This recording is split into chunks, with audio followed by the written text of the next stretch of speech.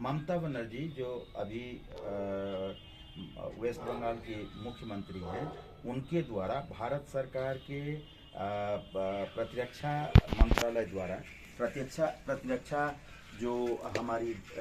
System है, प्रतिरक्षा जो एक बहुत ही आवश्यक माने देश के रक्षा के लिए माने आंतरिक सुरक्षा का जो एक बाह्य सुरक्षा के लिए जो बहुत ही महत्वपूर्ण हमारा एक संस्था है, उस संस्था का वहाँ वार्षिक एक पैरेड होता है, जिसमें डिफेंस के जो हाईएस्ट माने कर्नल्स, ऑफिसर्स, मेजर जनरल्स होते हैं और वो ट्रूप्स जितना है उसका एक पैरेड होता है, जिसमें भारत की जो अस्मिता है, भारत की जो आइडेंटिटी है, भारत का जो ऐश्वर्य है, बल है, सैन्य बल है, उसका प्रदर्शन किया जाता है। और उस पर में उसने यह कहा, ममता बनर्जी ने यह कहा कि ये जो प्रदर्शन है भारत सरकार के द्वारा, केंद्र सरकार के द्वारा, वो मेरे सॉवरेनिटी पर अटैक है और इसको हम नहीं अलाउ करेंगे। और इसको लेकर के बहुत बड़ा संवैधानिक संकट उत्पन्न होने की स्थिति हो गई थी। दूसरा, वेस्ट बंगाल की सरकार के द्वारा यह विधेयक पारित कर दिया गया कि जो राज्यपाल होते हैं वो कुलाधिपति होते हैं यूनिवर्सिटीज के, स्टेट यूनिवर्सिटीज के, तो उनका जो वीसी को अपॉइंट करने का और उस राज्य भवन के द्वारा जो उसका प्रशासनिक नियंत्रण होता है विश्वविद्यालयों पर, उससे गवर्नर को अलग कर दिया। तीसरा, उसने यह भी अपने स्तर पर में ये अधिनियम पारित करने की कोशिश कर दिया कि सीबीआई और सेंट्रल एजेंसी जो हैं, इन्वेस्टिगेटिव एजेंसी नहीं कर सकते राज्यों के, इसको करने के लिए प्रायर इंफॉर्मेशन और prior permission of state government को इज नीडेड, जिसका जब यहाँ पर में ये आरजेडी और इसका आरजेडी जो एक एनडीए के विरुद्ध जो यहाँ कोलिशन महागठबंधन सरकार, महागठबंधन की जब सरकार यहाँ आई, तो यहाँ भी राजद के द्वारा इस बात को प्रमुखता से उठाया गया। थोड़े दिन का स्पैन में वो सरकार रही, इसीलिए वो पारित नहीं हो पाया, लेकिन इन लोगों ने भी वही कानून यहाँ भी बनाने का ये बहुत ही जोरदार मांग की थी सरकार से, और वो अगर सरकार में रहते तो यहाँ भी वो पारित हो जाता। तो ये हो गया। कौन सा कानून सर?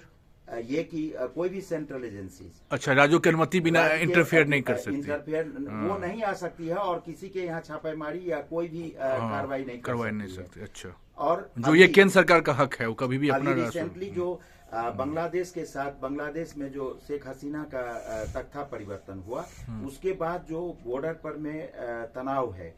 जो बॉर्डर एक बहुत बड़ा हिस्सा जो है वेस्ट बंगाल से बांग्लादेश का मिलता है, वहां पर में जो अभी बहुत सारे इन्फ्लिट्रेटर्स जो हैं उस बांग्लादेश से घुसपैठिए जो भीतर अपने देश में आ रहे हैं, और हमारे देश की जो ये आंतरिक सुरक्षा है उस पर में बहुत बड़ा प्रश्न चिन्ह है। उस मामले में वहाँ की सरकार, वेस्ट बंगाल की सरकार ने कहा कि जो केंद्रीय सुरक्षा बल है, जो केंद्रीय ये बीएसएफ है, बॉर्डर सिक्योरिटी फोर्स, उसके द्वारा ये काम कराया जा रहा है, और उसके ऑथोरिटी और आइडेंटिटी को उसने चैलेंज किया कि ये जो है यह भी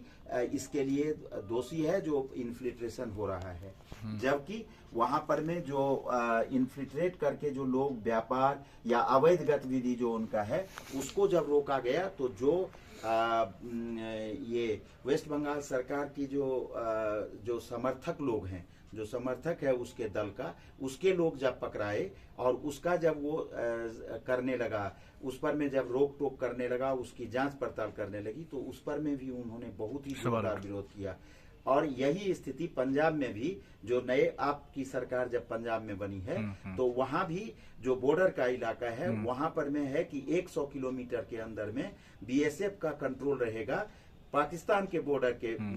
से सटा हुए भाग में, जहां पर में स्टेट का जो पुलिस है वो वहां पर में वो कार्रवाई नहीं कर सकती है या उसमें हस्तक्षेप नहीं कर सकती है, जिस पर में भी उन लोगों ने वहां पर में भी इस बात को बड़ी गंभीरता से लगाया है। जिसका एक उदाहरण और है कि प्रधानमंत्री के द्वारा जब पंजाब की यात्रा की गई थी, वहां वो गए थे, तो एक बड़ा ही स्ट्रेटेजिक पॉइंट पर में, फ्लाईओवर पर में प्रधानमंत्री के कार को रोक दिया गया था और इससे प्रधानमंत्री के सुरक्षा पर में गंभीर प्रश्न उत्पन्न हुआ था। तो ये सारी बातें जो है कल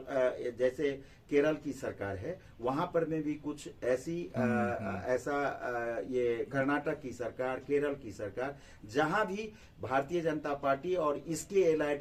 सरकार नहीं है, वहां के जो मुख्यमंत्री और वहां की जो सरकार है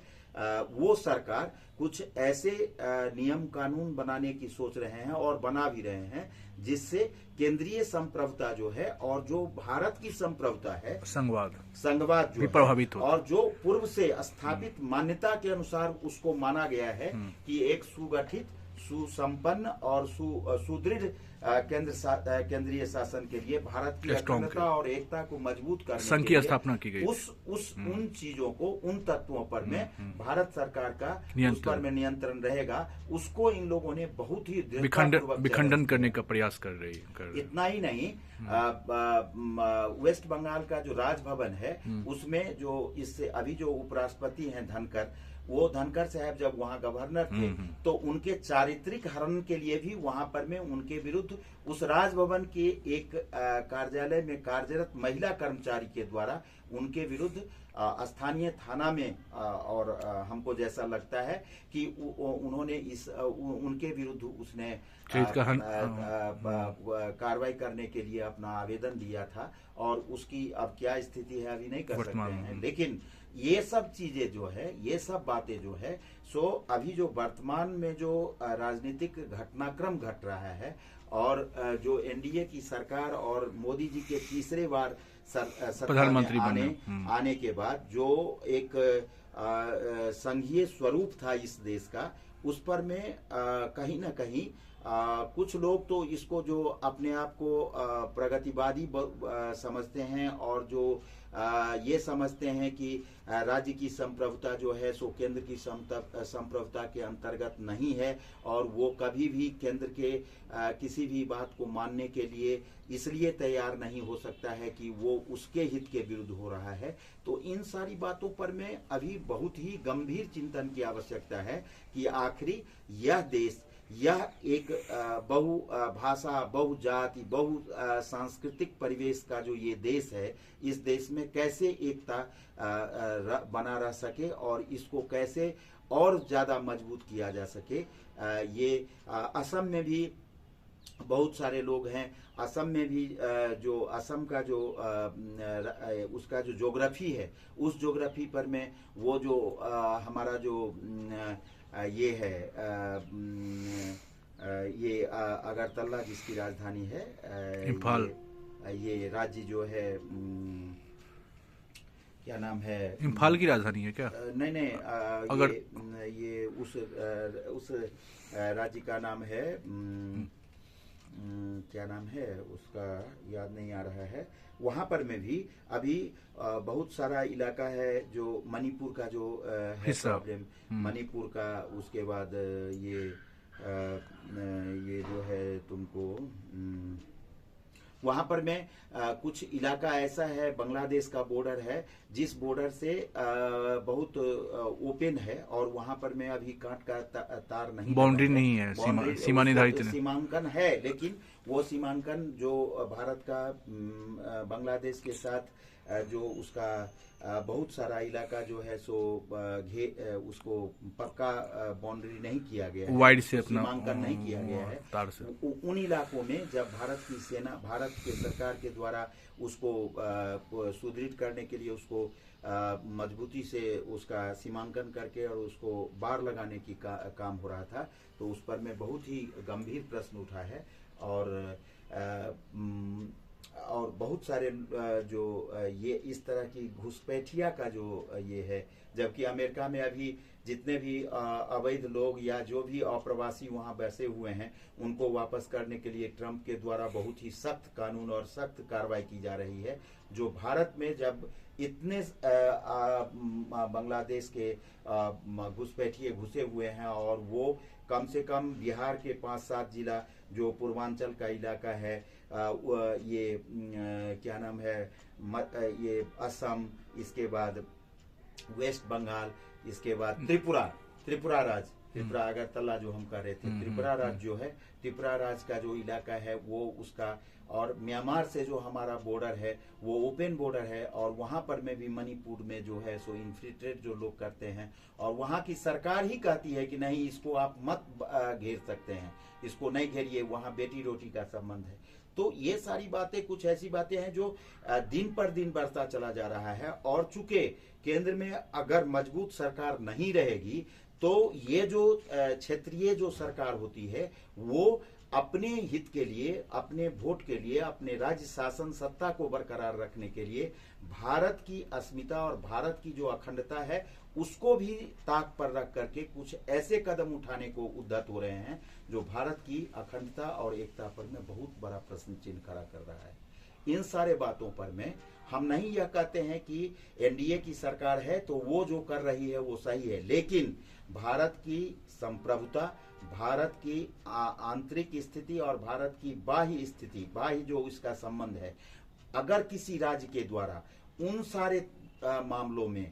दखलंदाजी किया जाता है जिससे भारत की अखंडता और एकता प्रभावित होती है तो वो किसी को भी मान्य नहीं होना चाहिए, चाहे वो कोई भी विचारक हो या कोई भी ये इसके लिए चिंतक हो। इन बातों पर जनसामान्य को भी समझने की जरूरत है कि अगर इस देश में, इस राज्य में, इस देश के किसी राज्य में अगर प्रतिरक्षा बल का कोई कार्यक्रम हो, कोई उसका अभ्यास हो, और उस अभ्यास को यह कर करके कोई रोके या उस पर प्रश्न चिन्ह लगावे कि इससे उस राज्य की अखंडता, चूंकि वो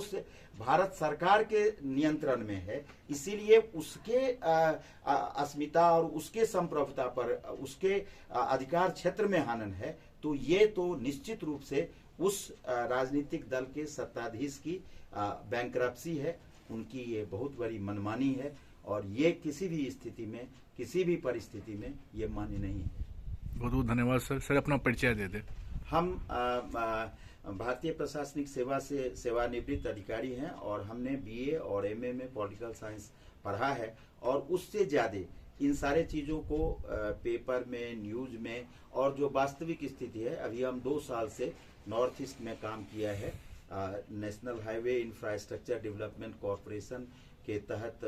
हम वहाँ जनरल मैनेजर लैंड एक्विजिशन थे, और करीमगंज जो सुतारकांडी जो बॉर्डर है बांग्लादेश का, वहाँ पर हमने लैंड एक्विजिशन का काम किया है, और वहाँ पर जाकर के हमने देखा है, वहाँ जब हम गए थे बॉर्डर पर में, और बॉर्डर पर में हमने अपना सर्वे करना शुरू किया और फोटो वगैरह लेना शुरू किया, तो बांग्लादेश के तरफ से तुरंत वहाँ की जो सुरक्षा एजेंसी थी वो वहाँ आकर के, और हमारे जो बीएसएफ के वहाँ पर में सुरक्षा एजेंसी के जो अधिकारी थे उनको आकर के अपना प्रोटेस्ट दर्ज किया कि जो ये कौन क्या हो रहा है। तो खैर उसको बताया गया, लेकिन जो वहाँ की वास्तविक स्थिति है उसको जानने से ऐसा लगता है कि हमारे देश में इन सब बातों पर में, चाहे वो जो भी कोई भी नागरिक हो, वो पहले भारतीय है, इसके बाद वो किसी राज्य का है, इसके बाद किसी जाति का है, इसके बाद किसी धर्म का है, इसके बाद किसी संप्रदाय का है, उसके लिए सबसे बड़ा धर्म भारत का धर्म है,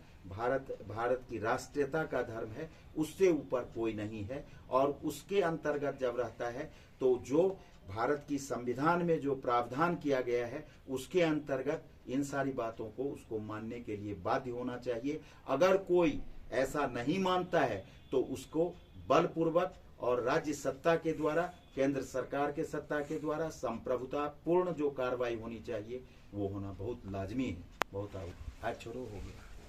ये श्री विवेकानंद झा सर हैं, सेवानिवृत्त आईएएस अधिकारी से हुए हैं। धन्यवाद।